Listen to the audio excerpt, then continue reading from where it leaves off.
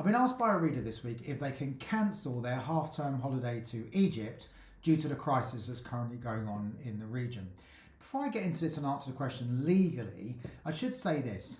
Often when there are situations going on in holiday destinations, often the holiday providers, the airlines, the local hotels, will actually turn around and say off of their own back, we will allow you to move the date or indeed cancel and have a refund. So it's worth asking in the first instance that question to your holiday provider or hotel or airline, because it may well be it's a real simple solution to what you think is a big problem.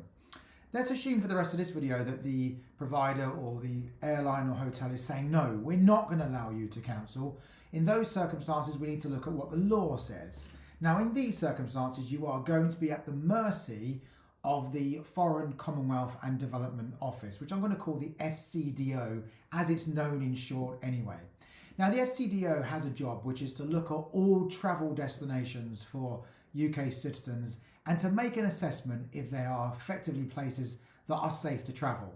And if they're not, they will give out one of two warnings. That will either be an advice against all travel or an advice against all travel except for essential travel, usually things like business trips, health trips, stuff like that. But for a holiday maker, these two different warnings effectively amount to the same thing. They potentially, and I say potentially and I'll explain why in a moment, trigger an automatic right to a cancellation and therefore a refund. Now for the rest of this, we need to divide this into two. If you have booked a package holiday, that means you've got your travel and accommodation booked together in a package, then that's going to form the first part of this video, which basically says that the package travel regulations will apply. They will protect you in various different scenarios. Now, if the FCDO does issue a warning to your destination of travel where you've got your package travel holiday, technically it means you may be entitled to a refund. Now, many people are going to tell you that if you've got a package holiday and there's an FCDO warning in place, it's an automatic trigger for a cancellation and refund. But I can tell you they're wrong. What it actually means is that many providers, holiday providers, will actually say, because there's a warning in place, we'll allow you to cancel or we will allow you to move your holiday to another day or another destination. But here's the important bit. They don't actually have to do that in law. They don't have to do it because the package travel regulations say for there to be an automatic trigger for a cancellation and refund, there has to be an FCDO warning in place and a 3-stage test has to be met. And that 3-stage test is as follows. Number one, the area, there has to be an unavoidable and extraordinary circumstances in place. Now, you've heard this extraordinary circumstances word from me and probably others in relation to flight delay and cancellation claims. That's because when a flight is cancelled or delayed and the cause was down to an extraordinary circumstance, it means the airline does not have to pay you compensation. What this basically means is extraordinary circumstances is something which is outside of the airline's control.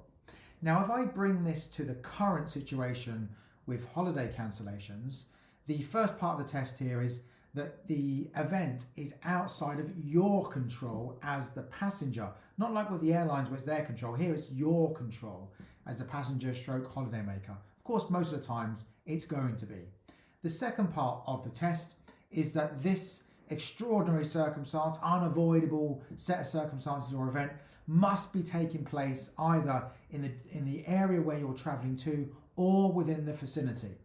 And the third part of the test is that the event must significantly affect your holiday. So if there's a war that's broken out, of course, that's going to be an extraordinary circumstance, an unavoidable circumstance that you couldn't have done anything about. It will be within the area where you're traveling to, otherwise you wouldn't be looking at it. And of course, it would significantly affect or impair your holiday. Who wants to have missiles and gunshots flying over their head whilst they're supposed to be laying in the sun? Now, if I apply this to the situation with Egypt, Egypt does have a current FCDO warning in place. It doesn't cover all of Egypt. It only covers parts. There are some exclusions.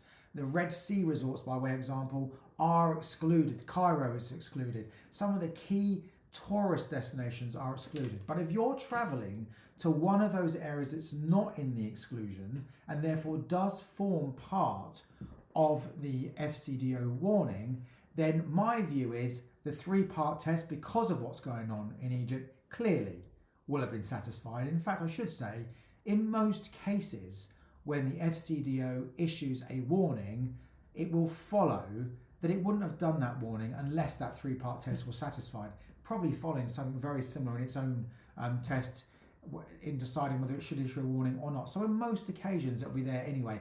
But I have to tell you about it because that's what the law says. And sometimes providers will try to wriggle out of allowing you to cancel when actually they shouldn't. But if they do, they'll often cite this three-part test that for some reason no one else seems to tell you about.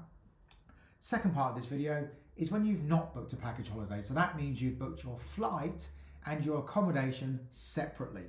Now in these circumstances, if the flight can still take off, if the accommodation is still available to be occupied, most of the time that airline, that accommodation provider will say, well, tough luck. We still provided our service. The flight still took off. You could have got on the flight. The hotel or the accommodation was still available. You still could have stayed. Therefore, we are not going to give you a refund. Now, in those circumstances, you would turn to your travel insurance. Hopefully you've got travel insurance. And in nearly every single case where there's an FCDO warning in place that affects the destination where you're traveling to, you will be able to make a claim under your insurance policy. If they say no, that's why we've got a financial ombudsman service, because you take your complaint there and say, this insurance provider should have paid out. In my experience, they nearly always will. But let me just give you a word of warning. If you decide that despite an FCDO travel warning in place about where you're traveling to, you're still going to travel to that destination, it is most likely that your travel insurance policy that you've got in place will now be null and void. It'll be totally useless to you. And that is not ever going to be a good scenario for you to be in. So my strong advice is this. If you are traveling to a destination where an FCDO warning has been put in place, simply cancel, simply ask for your money back, book a holiday for another day, for another destination. It's just not worth the risk. And if you do currently have a holiday booked, I also advise you go to the FCDO website. You'll find the address if you go and search it online, and put in to the search engine that you want to get warnings for any warnings issued for your destination of travel. What they do, they send you an email. You can choose if it's weekly or if it's daily, and it will tell you if a new warning comes in place or if anything changes about your destination.